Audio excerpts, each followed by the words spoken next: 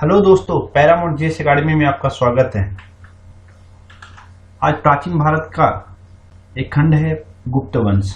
इसका एक पार्ट मैंने कर दिया है, दूसरा पार्ट आज चल रहा है। आज का क्वेश्चन थोड़ा सा ऊंचे लेवल का है, आप इसे अच्छे से देखें और समझिए। एक क्वेश्चन बहुत ही ज्यादा इंपॉर्टेंट है। हर क्वेश्चन को डिटेल से देखिएगा, समझ में आएगा, नहीं आएगा कमेंट में जरूर पूछिएगा। देखिए मैंने पिक लगाए हैं, ये देख लीजिए। इस समय का जो काल है कहा जाता है गुप्त काल। संस्कृति युग का स्वर्ण युग था, क्योंकि इन्हीं के समय में बहुत ही ज्यादा विकास हुआ था मंदिर का, साहित्य का। तो देखते हैं, ये त्रिमूर्ति मैंने लगाया है। देखिए त्रिमूर्ति लगाने का मेरा मेन मकसद है कि क्वेश्चन जो आजकल आ रहे हैं वो डायरेक्ट पूछ देते हैं त्रिमूर्ति किसके शासन काल का है, गुप्त वंश का, मौर्य वंश का। तो त्रिमूर्ति गुप्त वंश का था। अर्धनारीश्वर, शिव की जो चहुमुखी, जो चार मुंह वाला मूर्ति बनी, इसी काल में बनी थी। अर्धनारीश्वर का भी यही संकल्पना था। अब देखिए कि 10 अवतार मंदिर के बारे में आप जानते हो क्यों फेमस था, आगे बात करूंगा इसके बारे में। देखिए क्वेश्चन देखते हैं जल्दी से। अगर आप टेलीग्राम ज्वाइन करना चाहते हैं तो टेलीग्राम पे पैरामाउंट जीएस एकेडमी सर्च करिएगा, वहां इसका पीडीएफ आपको मिल जाएगा। पहला क्वेश्चन है, गुप्त शासन काल में गढ़वा शिलालेख एक महत्वपूर्ण शिलालेख है जिसमें परम भागवत शब्द का उल्लेख है। कूटों के माध्यम से सही कथन की पहचान करें। स्कंदगुप्त शासन का अंतिम अभिलेख था। ये इलाहाबाद में अवस्थित है। सच है, दोनों का दोनों सही है। आप ये लाल वाला पे मत जाए, ये गलत हो गया है, गलत बाय मिस्टेक। तो ये दोनों सही है। देखिए स्कंदगुप्त के बारे में पहले जान लेते हैं। स्कंदगुप्त जो है गुप्त वंश का अंतिम राजा जो है, जो सबसे प्रतापी था, स्कंदगुप्त। और इसके बारे में एक चीज इंपोर्टेंट ये है, सौराष्ट्र की राजधानी गिरनार था और गिरनार का एक राज्यपाल था पर्णपत। इसके सहयोग से इसने मौर्य काल में जो एक सुदर्शन झील बना था उसकी इसने मरम्मत करवाई थी। अब क्वेश्चन ये बनता है कि सुदर्शन झील में कौन कौन से राजाओं ने अपना सहयोग दिया था। तो यहाँ देख लीजिए, चंद्रगुप्त मौर्य ने दिया था, अशोक ने दिया था, रुद्रदामन और स्कंदगुप्त ने। तो ये नाम आप याद रखेंगे। और जो इसके बारे में इंपॉर्टेंट है, मंदसौर अभिलेख के बारे में चर्चा आती है। मंदसौर अभिलेख क्या है? इस अभिलेख से पता लगता है कि हून शासक जो तोरमान का पुत्र था मिहिरकुल को यशोवर्मन, जो मालवा नरेश था, उसने मिहिरकुल को हराया था और जीतने के उपलक्ष्य में यशोवर्मन ने विजय स्तंभ बनवाया था। अगला क्वेश्चन देखते हैं। ये जो इलाहाबाद, जो गढ़वा शिलालेख है, इलाहाबाद के पास में करछना तहसील है, वहीं पर है। अगला क्वेश्चन देखते हैं। निम्नलिखित में से गलत कथन की पहचान करें। गुप्त काल में स्त्रियों को रामायण सुनने का अधिकार था। विधवाओं की स्थिति में सुधार देखने को मिलता है।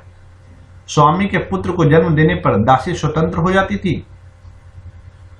दास मुक्ति के अनुष्ठान का विधान सर्वप्रथम नारद ने उपाय बताए थे। कहा जाता है कि 17 दास के बारे में बताया था। 17 प्रकार के दास थे, नारद ने बताया था। अब देखिए एक बात बता दूं, अगर ऋग वैदिक काल छोड़ दिया जाए तो सभी महिलाओं की स्थिति खराब थी हर राजा के शासन काल में। यहाँ पर विधवाओं की स्थिति और ज्यादा बुरा था। इस समय आपको देखेंगे कि बाल विवाह भी प्रचलित था। 12-13 साल की उम्र में विवाह हो जाते थे।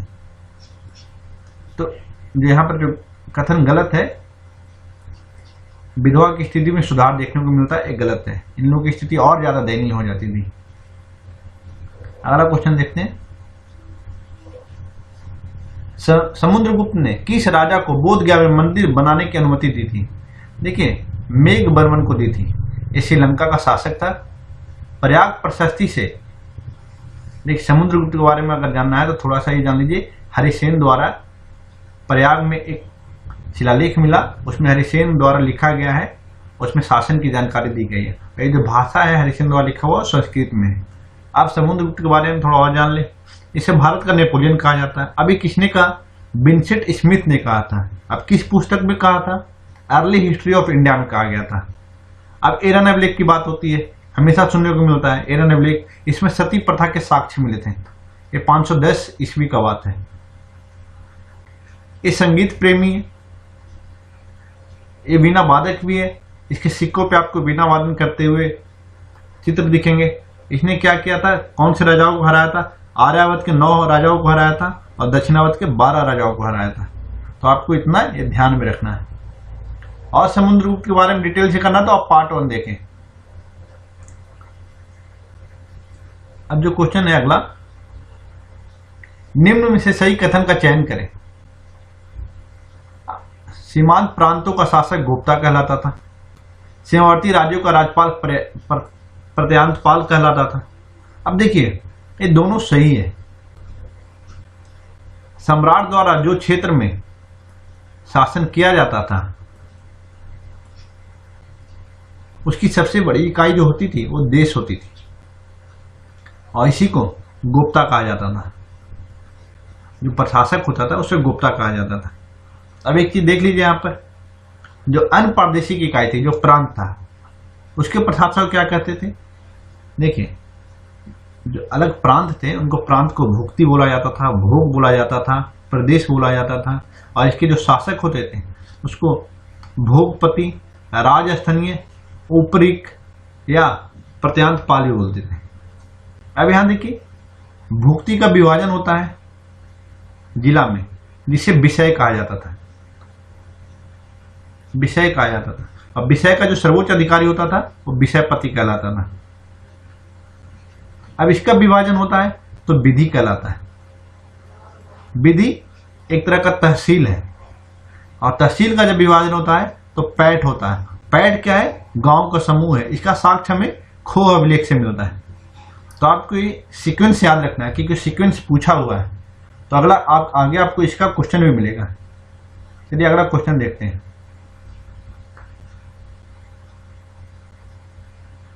निम्न में से कौन सा कथन असत्य है?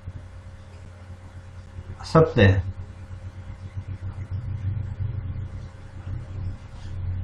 देखिए मंदिरों को दान की गई भूमि अग्रहार कहलाती थी, ये सही है। भूमिकर को उद्रंग कहा जाता था और कहीं कहीं भाग भी कहा जाता है इसे। वास्तु क्या था? आवास योग्य भूमि को कहा जाता था, ये भी सही है। खील एक गलत है। अब यहां पर देखते हैं उद्रंग या भाग जो भूमिकर होते थे। अब भूमिकर का क्या सीन था? ये 1/4 से 1/6 लिया जाता था और भूमिकर 2 रूपों में लिया जाता था। जो भू राजस्व होते थे वो 2 रूपों में लिए जाते थे, चाहे तो नगद दे दो चाहे अनाज दे दो। जब नगद दिया जाता था तो उसे हिरण्य कहते थे, जब अनाज दिया जाता था उसे मेघ कहते थे। अब वास्तु के बारे में आप देखें तो इसके बारे में 4 चीजें आपको ध्यान रखना है। यहाँ आप देखेंगे क्षेत्र क्या है? खेती के लिए जो भूमि होती थी, उपयुक्त भूमि, उसको क्षेत्र बोलते थे। वास्तु जहां रहने योग्य भूमि है उसे वास्तु बोलते थे।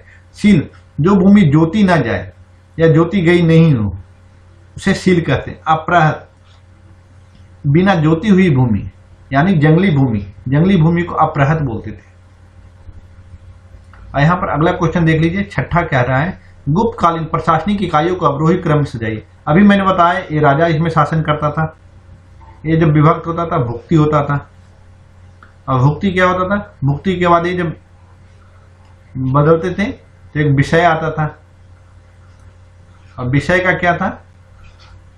विधि या विधि कई जगह लिखा रहेगा। और इसके बाद पेट आता है। पेट क्या है? गांव का समूह है। तो आपको 4, 3, 1, 2 आंसर हो जाएगा इसका।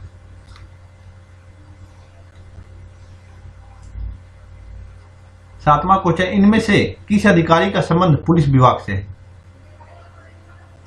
पुलिस विभाग से नहीं है। तो यहां पर देखिए भाट और चाट जो होते हैं ना, साधारण कर्मचारी थे, पुलिस कर्मचारी, साधारण पुलिस कर्मचारी थे। दंडपाशी के पुलिस थे, ये अधिकारी थे। चौधार्मिक भी अधिकारी थे। एक गुप्तचर विभाग के थे अधिकारी, तो ये भी पुलिस से संबंधित है। ये महादंड नायक और न्यायाधीश को कहते थे। तो यहां पर आंसर केवल 1 होगा। गुप्त वंश 319 संवत, जो गुप्त संवत है जो कब से चलता है, किसके द्वारा चलाया गया था? तो चंद्रगुप्त प्रथम द्वारा चलाया गया था। 319 से लेके 334 या 35 तक इनका शासन रहा है। अगला क्वेश्चन है ह्वेन सांग ने किस राजा को शक्रादित्य नाम से उल्लेख किया है? तो कुमार गुप्त को किया है। अब इसके बारे में थोड़ा और जान ले। इनके शासनकाल में सबसे ज्यादा अभिलेख आया है।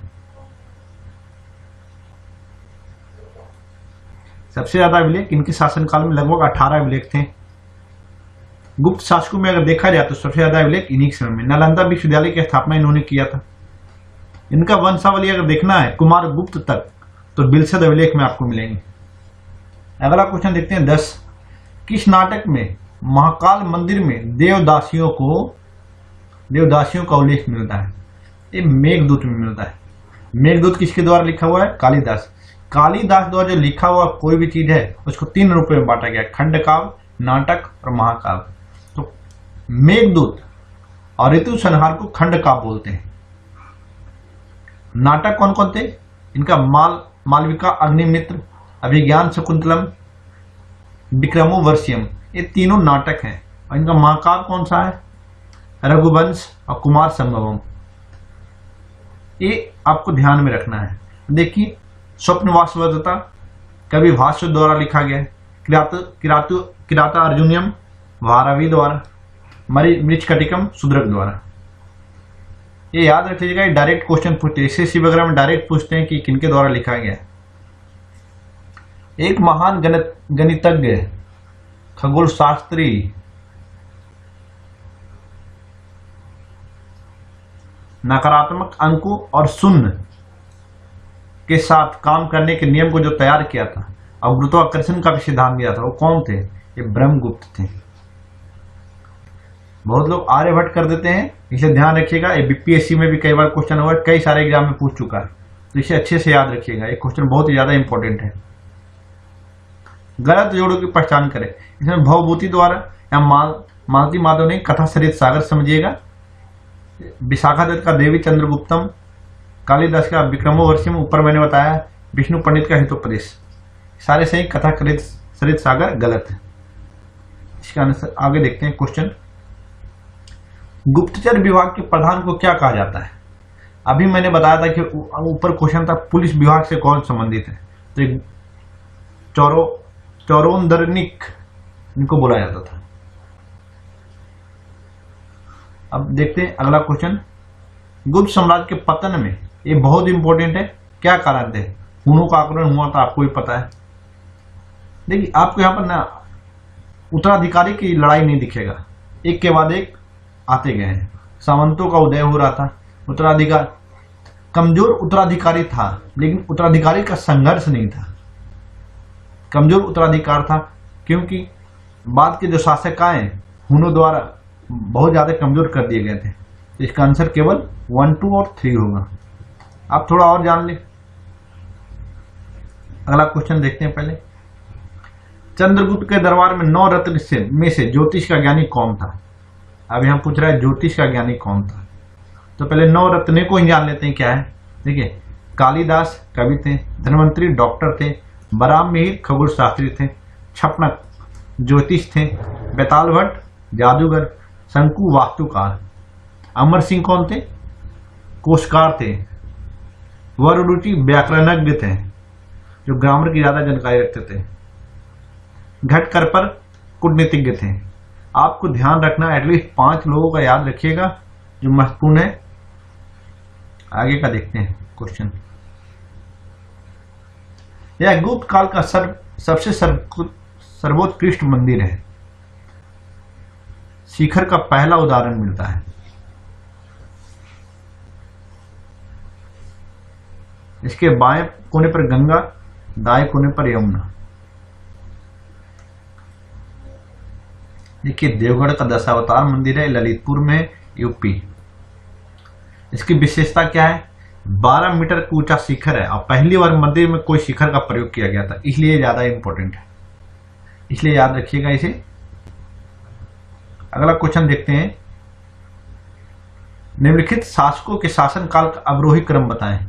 अवरोही क्रम बताना है, तो मैंने यहां सबका टाइम फ्रेम लिख दिया है, आप यहां देख लीजिए। इसका आंसर 3, 2, 4, 1 होगा। और जैसे जैसे सीक्वेंस है आप समझ लीजिएगा कि पिता पुत्र है। यह किसने बताया कि पृथ्वी सूर्य का चक्कर लगाती है और चंद्रमा पृथ्वी का? ये ब्राह्ममिहिर ने बताया था। अब ब्राह्ममिहिर कौन है? खगोल शास्त्री हैं। अगला क्वेश्चन देखते हैं। इनमें से कौन सा बंदरगाह भारत के पश्चिमी तट पर पश्चिमी तट पर स्थित था, सोपारा था, और भड़ोच भी पश्चिमी तट पर है। पूर्वी में कौन सा है? ताम्रलिप्ति। इतना आपको ध्यान में रखना ही है, कई बार क्वेश्चन आ चुका है, इस बार बीपीएससी में भी आया है क्वेश्चन। निम्न जोड़ों का ध्यान दे। सुल्तानगंज का जो बुद्ध की मूर्ति है, क्या काशी की मूर्ति है? काशी की मूर्ति है। मथुरा की जो मूर्ति है, खड़ी बुद्ध की मूर्ति है, या सारनाथ की मूर्ति जो है बैठी हुई है?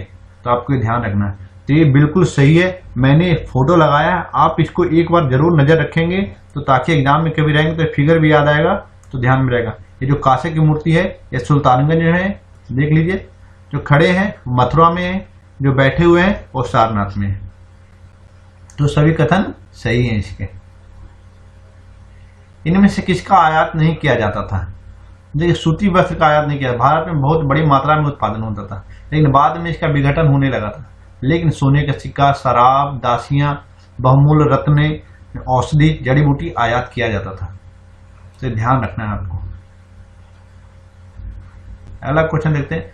कुमारगुप्त के समय आक्रमण करने वाले हून शासक कौन हून था? इनमें से कोई नहीं। एक क्वेश्चन को आप सिर्फ ध्यान में रख लीजिएगा, ये क्वेश्चन आने की संभावना बहुत कम है, बस आया हुआ था इसलिए पूछ दिया। गुप्तकालीन अभिलेखों से ज्ञात भूधारण संबंधी शब्दावली। जिस भूमि को हस्तांतरित न किया जाए, प्रशासनिक अधिकार नहीं है।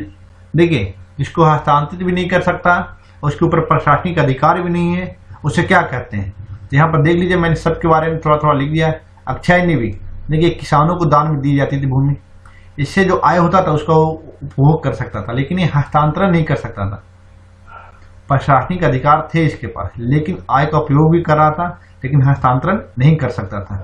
यहाँ पर एक देखेंगे भूमि छिंद्र न्याय। आपको कौटिल्य के मौर्य काल में भी आप देखेंगे, कौटिल्य के अर्थशास्त्र में भी इस चीज का है कि जो बंजर भूमि है उसको उपजाऊ जो बनाता है, उसके बदले उसके लगान को माफ कर दिया जाए। तो ये आपको देखने को मिलेगा यहाँ पर भी। अप्रदानिवी धर्म क्या है? इसमें न प्रशासनिक अधिकार होते थे, न हस्तांतरण करने की शक्ति। ये भूमि दे दी जाती थी दान, लेकिन इसमें हस्तांतरण भी नहीं करते थे, बस उसका उपयोग करिए, लेकिन इस पर आपको कोई अधिकार नहीं है। जब राजा चाहेगा वो वापस ले सकता है इसे।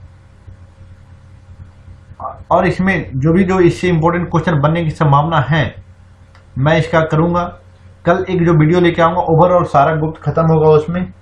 अगर कुछ इसमें आपको जानना है तो एक चीज और मैं बता दूं कि साहित्य के बारे में जो कल पढ़ेंगे तो उसमें कुछ चीजें ऐसे हैं, जैसे आप देख लीजिए, कुछ चीजें ऐसी हैं कि